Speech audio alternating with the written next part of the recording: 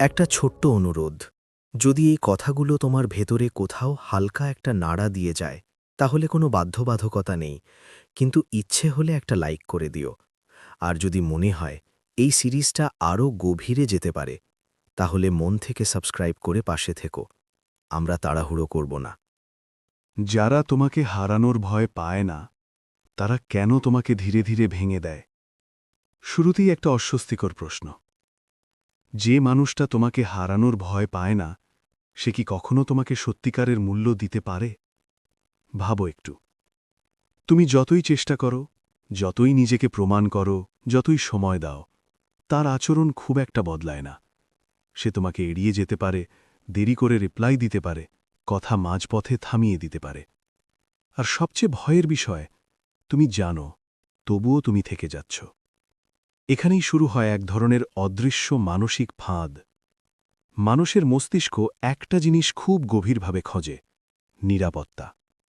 আর যখন কোনো সম্পর্কের মধ্যে সেই নিরাপত্তা অনিশ্চিত হয়ে যায়, তখন মস্তিষ্ক সেটাকে সমস্যা হিসেবে ধরে আর সেটাকে সমাধান করতে চায়। এই কারণেই তুমি বারবার সেই মানুষটার দিকে ফিরে যাও যে তোমাকে পুরোপুরি পায়নি, কিন্তু পুরোপুরি ছাড়েওনি। মনোবিজ্ঞানে এটাকে বলে ইন্টারমিটেন্ট রিইনফোর্সমেন্ট, মানে মাঝে মাঝে ভালো ব্যবহার, মাঝে মাঝে অবহেলা। এই অনিশ্চিত পুরস্কারটাই সবচেয়ে বেশি আসক্তি তৈরি করে।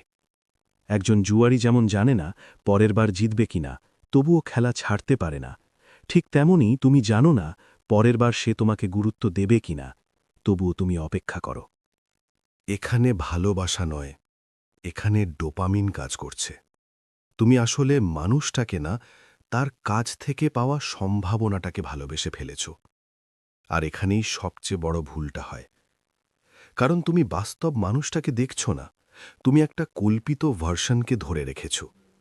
একদিন সে বদলাবে।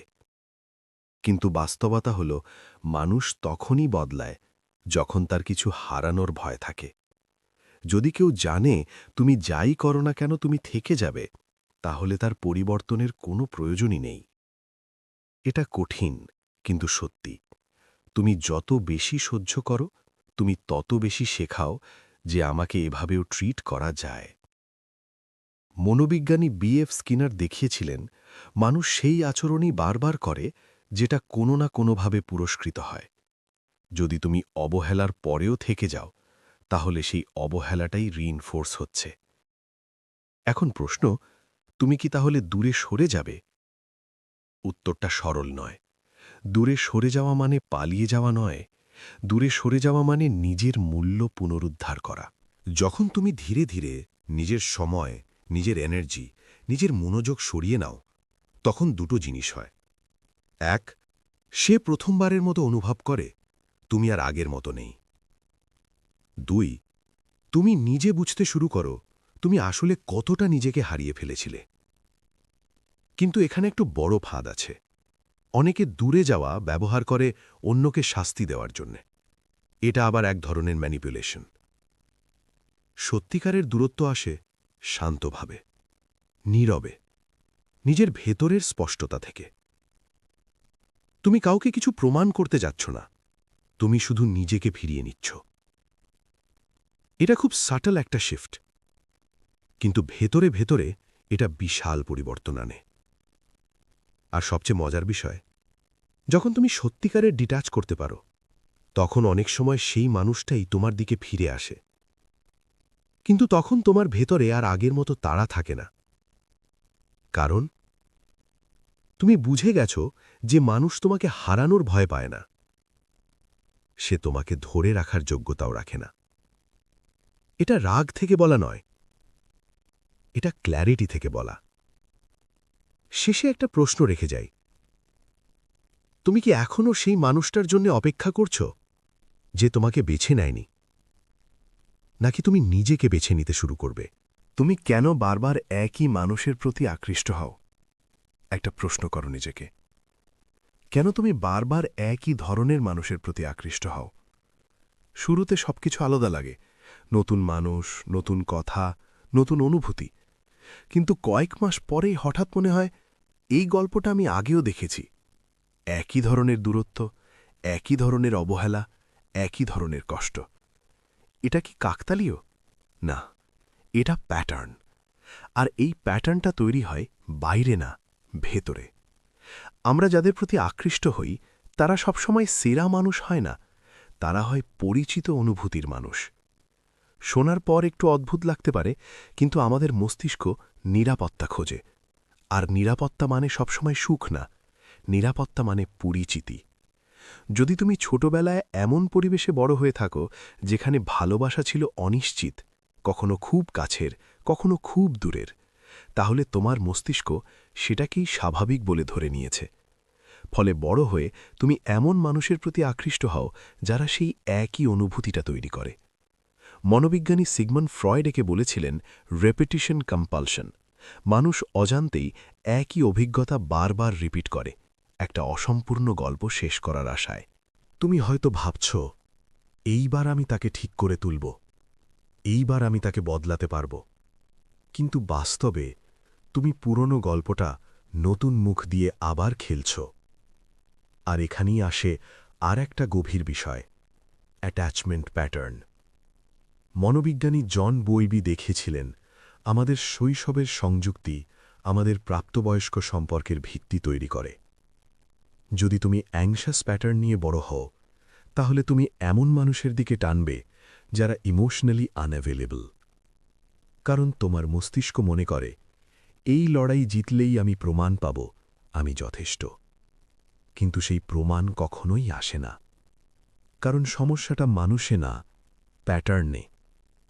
আর এই প্যাটার্নটা এত সাটল যে তুমি বুঝতেই পারো না তুমি নিজেই নিজেকে একই জায়গায় নিয়ে যাচ্ছ। তুমি ভাবছ তুমি কাউকে বেছে নিচ্ছ, কিন্তু বাস্তবে তোমার অবচেতন মন তোমার হয়ে বেছে নিচ্ছে। এখন প্রশ্ন, এটা কি ভাঙা সম্ভব? হ্যাঁ, কিন্তু খুব সচেতনভাবে। প্রথম ধাপ, নিজের আকর্ষণকে প্রশ্ন করা। যখন তুমি কারো প্রতি হঠাৎ খুব আকৃষ্ট হও, নিজেকে জিজ্ঞেস করো, এটা কি সত্যিকারের সংযোগ নাকি পরিচিত কষ্টের টান? এই প্রশ্নটাই পুরো গেম বদলে দিতে পারে। দ্বিতীয় ধাপ, স্লো ডাউন। আমরা সাধারণত আকর্ষণের মুহূর্তে দ্রুত এগিয়ে যাই, কিন্তু যদি তুমি ইচ্ছে করে গতি কমাও, তাহলে তুমি আচরণগুলো দেখতে পাবে যেগুলো আগে মিস করতে। তৃতীয় ধাপ, কমফোর্ট জোন বদলানো। মজার ব্যাপার হলো যে মানুষটা তোমার জন্য ভালো, সে প্রথমে বোরিং লাগতে পারে, কারণ সেখানে ড্রামা নেই, অনিশ্চয়তা নেই, চেজ নেই, কিন্তু সেখানেই আছে স্থিরতা। আর তোমার মস্তিষ্ক যেটা বোরিং ভাবছে সেটাই আসলে হেলদি। এখানেই আসল চ্যালেঞ্জ, তুমি কি এক্সাইটমেন্ট ছেড়ে স্টেবিলিটি বেছে নিতে পারবে? কারণ গ্রোথ সবসময় কমফোর্টেবল না, কিন্তু রিপিট করা আরও পেইনফুল। শেষে একটা কঠিন সত্যি, তুমি যতক্ষণ না নিজের ভেতরের প্যাটার্ন বুঝছ, ততক্ষণ তুমি শুধু মানুষ বদলাবে, গল্প না। আর গল্প একই থাকলে শেষও একই হবে। তাই প্রশ্নটা হলো, তুমি কি আবার নতুন মুখে পুরনো গল্প শুরু করবে, নাকি এবার স্ক্রিপ্টটাই বদলাবে? তুমি আসলে মানুষকে ভালোবাসো নাকি তাদের মাধ্যমে নিজেকে প্রমাণ করতে চাও? একটা অস্বস্তিকর প্রশ্ন দিয়ে শুরু করি। তুমি কি সত্যি মানুষটাকে ভালোবাসো, নাকি তুমি ভালোবাসো সেই অনুভূতিটাকে যেখানে তুমি নিজেকে যথেষ্ট মনে করতে পারো? শুনতে কঠিন, কিন্তু একটু ভেবে দেখো, কেন তুমি এমন মানুষদের প্রতি বেশি টান অনুভব করো যারা তোমাকে পুরোপুরি গ্রহণ করে না? কেন তুমি তাদের জন্য বেশি চেষ্টা করো যারা তোমাকে সহজে পেয়ে যায় না? কেন তুমি শান্ত, স্থির, সহজ সম্পর্কের মধ্যে অদ্ভুত এক বিরক্তি অনুভব করো? এগুলো কাকতালীয় না, এগুলো তোমার ভেতরের এক অদৃশ্য প্রোগ্রাম। আমরা প্রায়ই ভাবি আমরা ভালোবাসি, কিন্তু অনেক সময় আমরা আসলে খুঁজি ভ্যালিডেশন। মনোবিজ্ঞানী কার্ল রজার্স বলেছিলেন, মানুষের সবচেয়ে গভীর চাহিদা হল আনকন্ডিশনাল অ্যাকসেপ্টেন্স।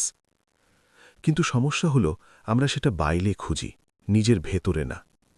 যখন তুমি নিজের ভেতরে নিজেকে গ্রহণ করতে পারো না, তখন তুমি এমন মানুষ খোঁজো যারা তোমাকে সেই গ্রহণযোগ্যতা দেবে।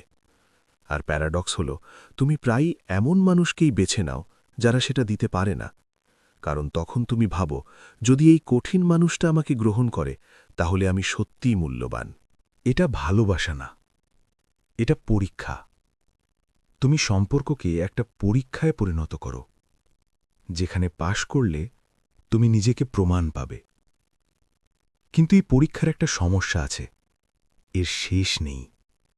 কারণ ভ্যালিডেশন বাইরে থেকে এলে তা কখনো স্থায়ী হয় না। আজ তুমি প্রশংসা পেলে ভালো লাগবে, কাল সেটা আবার দরকার হবে। এটা এক ধরনের ইমোশনাল অ্যাডিকশন। তুমি মানুষটার সাথে না, তুমি তার অ্যাপ্রুভালের সাথে জড়িয়ে পড়ো। আর যখন সেই অ্যাপ্রুভাল কমে যায়, তখন তুমি আরও বেশি চেষ্টা করো। এটা একটা সাইকেল। অল্প অ্যাটেনশন, তুমি খুশি। অ্যাটেনশন কমে, তুমি উদ্বিগ্ন। আরও এফর্ট, আরও আশা, আবার হতাশা। এই সাইকেলটা ভাঙতে গেলে তোমাকে একটা কঠিন জায়গায় যেতে হবে, নিজের ভেতরে। নিজেকে জিজ্ঞেস করতে হবে, আমি কি সত্যি এই মানুষটাকে চাই, নাকি আমি চাই সে আমাকে চাইুক? এই প্রশ্নটাই পুরো বাস্তবতা বদলে দেয়। কারণ এখানে তুমি ফোকাস সরিয়ে দিচ্ছ মানুষ থেকে নিজের দিকে। এখন একটা সাটল পার্থক্য বোঝো। ভালোবাসা কেমন? ভালোবাসা শান্ত, ভালোবাসা স্থির, ভালোবাসা প্রমাণ চায় না। আর ভ্যালিডেশন বেসড অ্যাটাচমেন্ট কেমন? এটা তাড়াহুড়ো করে, এটা অ্যাংজাইটি তৈরি করে, এটা সবসময় প্রশ্ন করে যে সে কি আমাকে যথেষ্ট ভালোবাসে।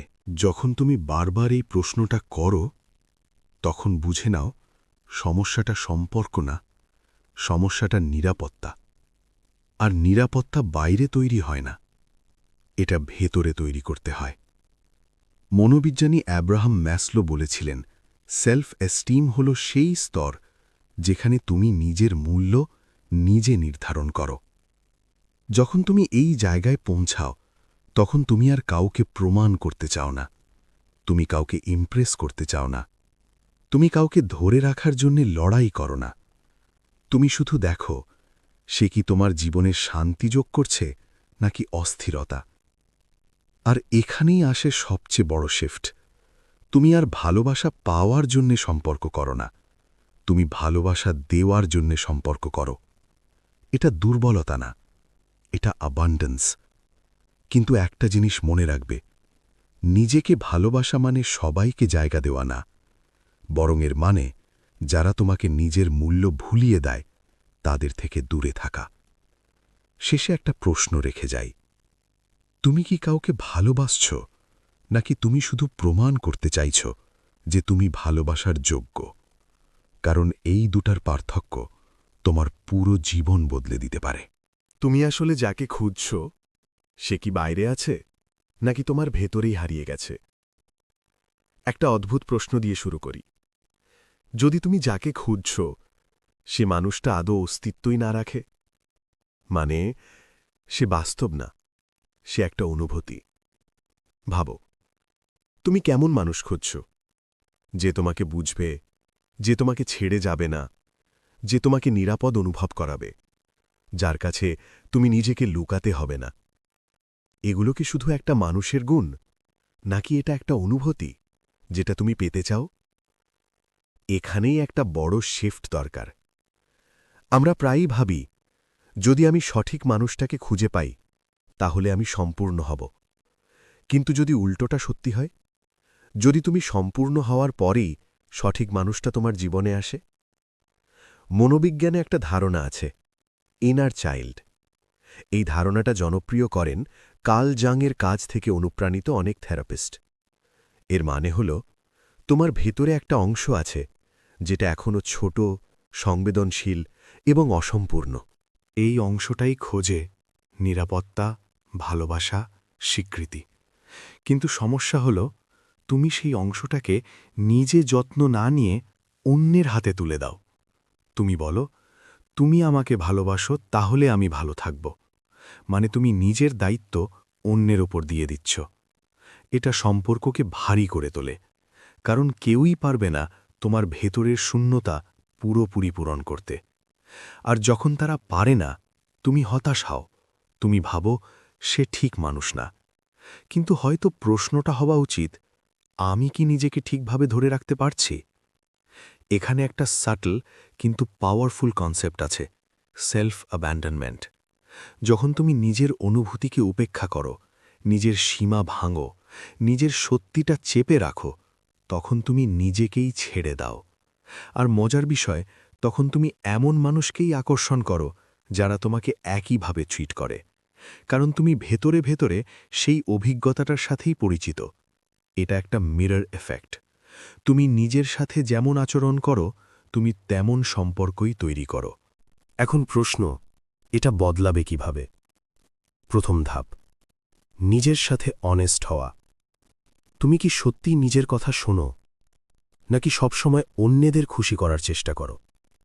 দ্বিতীয় ধাপ, নিজেকে রিপ্যারেন্ট করা, মানে নিজের সেই ভেতরের ছোট অংশটাকে তুমি নিজেই যত্ন করবে। যখন তুমি কষ্ট পাও, তুমি নিজেকে বলবে, আমি আছি। যখন তুমি ভুল করো, তুমি নিজেকে দোষারোপ না করে বোঝার চেষ্টা করবে। এই জিনিসগুলো শুনতে সিম্পল, কিন্তু এগুলোই সবচেয়ে গভীর হিলিং। তৃতীয় ধাপ, একাকিত্বকে ভয় না পাওয়া। কারণ তুমি যদি একা থাকতে না পারো, তাহলে তুমি ভুল মানুষকেও ধরে রাখবে শুধু ফাঁকা জায়গা পূরণ করার জন্য। একাকিত্ব আর একা থাকা এক জিনিস না। একাকিত্ব হল অভাবের অনুভূতি, একা থাকা হল নিজের সাথে সংযোগ। যখন তুমি নিজের সাথে কমফোর্টেবল হয়ে যাও, তখন সম্পর্ক আর প্রয়োজন থাকে না, এটা হয়ে যায় পছন্দ। আর এখানেই সবচেয়ে বড় পরিবর্তন।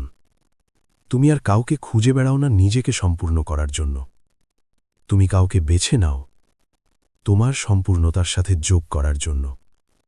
শেষে একটা প্রশ্ন, তুমি কি সত্যি কাউকে খুঁজছ, নাকি তুমি নিজের সেই অংশটাকে খুঁজছ যেটাকে তুমি অনেক আগেই হারিয়ে ফেলেছ? কারণ যদি উত্তরটা দ্বিতীয়টা হয়, তাহলে খুঁজটা বাইরে না, ভেতরে।